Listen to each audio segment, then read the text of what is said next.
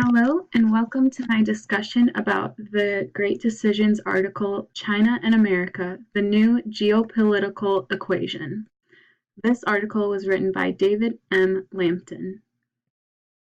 So first the article went into discussing what's been going on in Washington and how we've been dealing with China.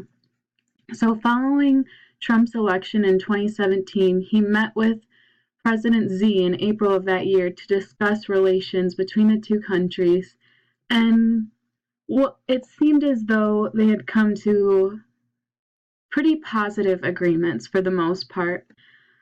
But then Trump decided to withdraw from the Trans-Pacific Partnership, which caused a lot of unrest in Eurasia and did not go over well with Beijing. The main problem that's been happening with Beijing is the stance on the North Korea issue.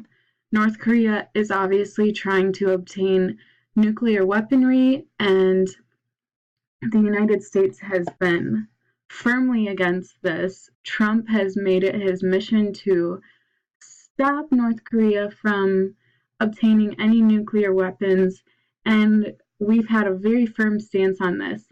And although Beijing is not for nuclear weaponry in North Korea, they are more focused on keeping their neighbors and their continent as a whole pretty mild and peaceful. They don't want to risk North Korea collapsing, and so they're not willing to make any dramatic moves, which causes a lot of tension between Trump and President Xi.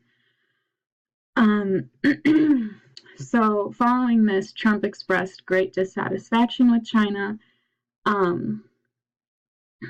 because China is in his opinion, China is basically mooching off of our trade agreements without really helping us in any way, shape, or form. So in Beijing, President Xi's two main interests were cultivating stable relations with Washington, while also trying to make his country believe that China is the dominant country. China is the boss. He wanted his constituents to know that he is not being pushed around by the U.S.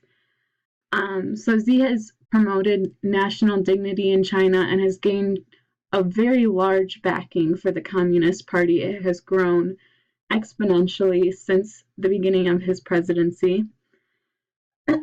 However, there have been many domestic struggles, such as resistance in the localities and provinces, as well as an aging population, which is increasing the finances being poured into health and retirement costs, while at the same time decreasing the number of people or the percentage of the population that is in the labor force at that time.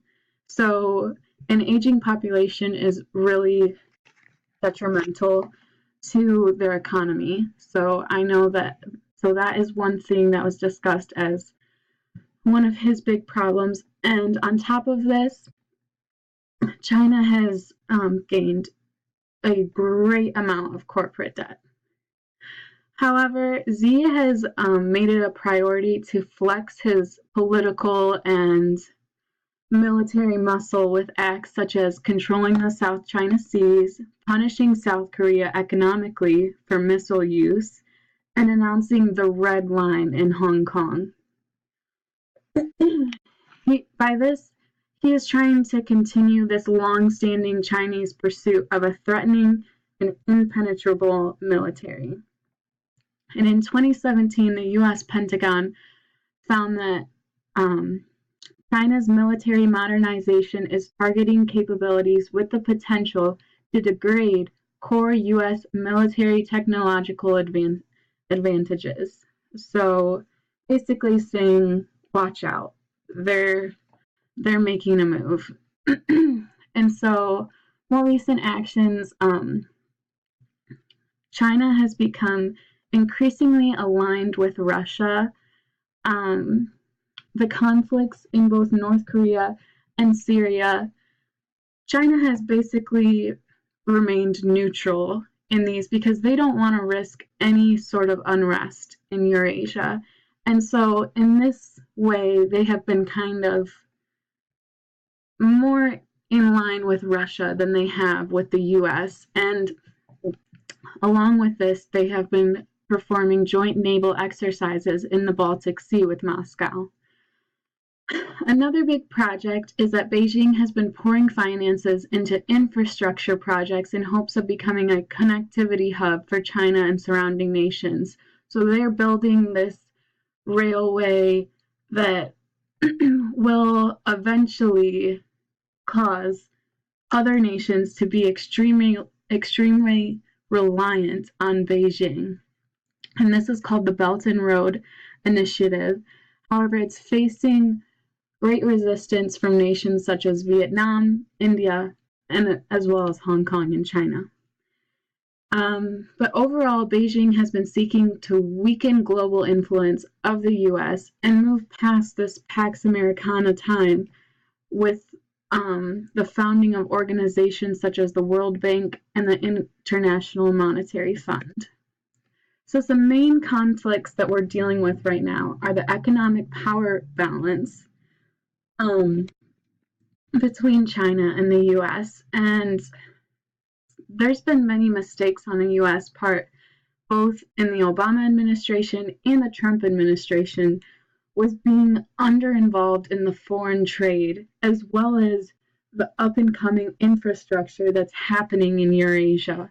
We've kind of taken a step back and focused on ourselves, which I have no problem with. However, it is detrimental to our trade and is kind of giving China the upper hand.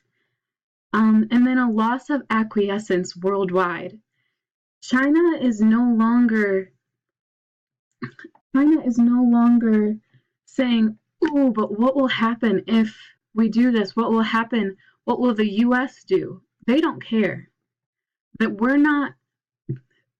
the other nations are not bowing down to the US any longer. They are not worried about what the US will do. And that is something that the US is unfamiliar with and definitely uncomfortable with. And then again, another main conflict is the North Korea issue. We are not seeing eye to eye with China on this issue, and it's driving a wedge between our two countries. So recently, Trump made the decision to threaten tariffs on steel imports. However, this only hurt US consumers. China said, okay, do it, and in turn made steel more expensive, and really it only hurt the people in the US. So that did not go over as planned. So overall, with Trump's administration, I understand that he wants to remain the guy in charge globally. He wants the US to be respected and to be the top dog.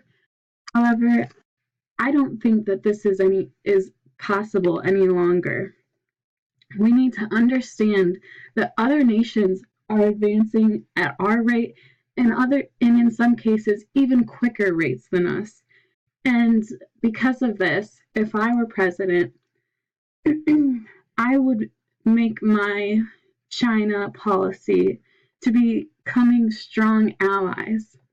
I know that we're worried about North Korea obtaining nuclear weapons, but if we're allied with very strong nations, that gives us an edge, and that gives us the ability to not be worried if these nations are obtaining nuclear weapons, because we are impenetrable when locked arms with these other nations.